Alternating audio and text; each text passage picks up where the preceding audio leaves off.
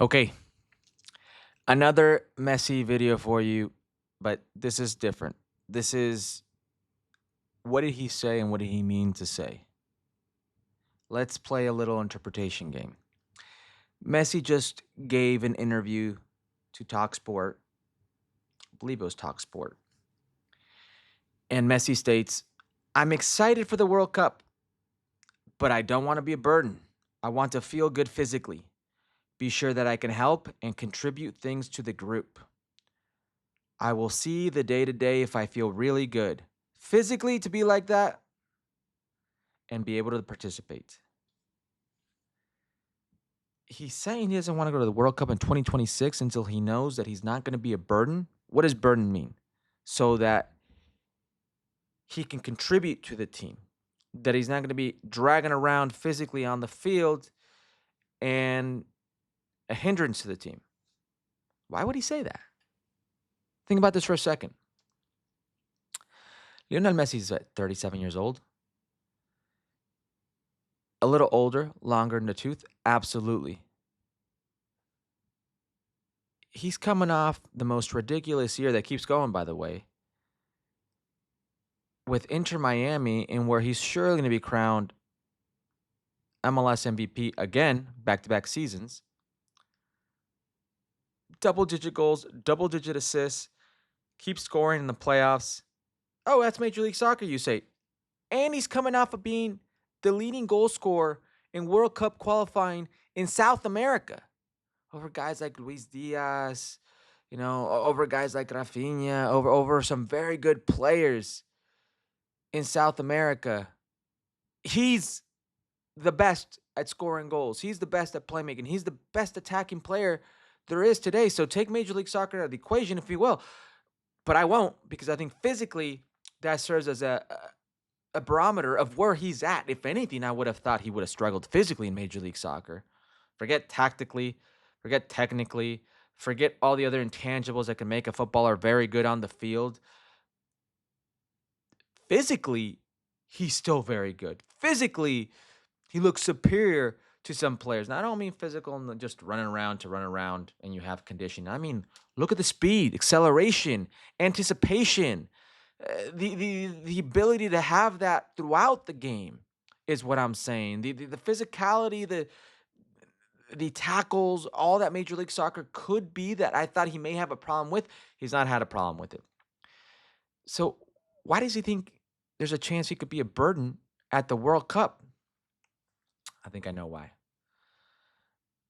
Major League Soccer is unique in its calendar. Major League Soccer right now will end their calendar end of November if they get to MLS Cup. You're going to have December, January, and parts of February where you're not in competitive action. It's almost 3 months of no competitive action. And you're going to say, well, there's going to be preseason, whatnot. Okay. I don't think Inter Miami will do a preseason tour like they've done in the past. They've gone to Asia, Central America. I believe it was the Middle East at one point. I don't believe they're going to do that. And it takes months to get in game shape. Months to get in game shape. And you lose that game fitness, that game shape in 3 days. You really do. There was a saying when I was a footballer, it takes months to build and days to lose. He's going to be 1 year older, coming off of that rest, and who knows how his body's going to react. I think that's what he's saying. I believe that's what he's saying. Because it makes no sense for Messi, as good as he's been this year, to think he can't make it 7, 8 months from now. I don't buy that. But I think Messi knows, because he's felt his body now in Major League Soccer, how long it takes to recuperate, to get back into that match fitness, especially at his age. That I can identify with. That is true. Which leads me to believe, there may be something in the middle for Messi. I don't know if he takes off the whole 2.5 plus months. I don't know.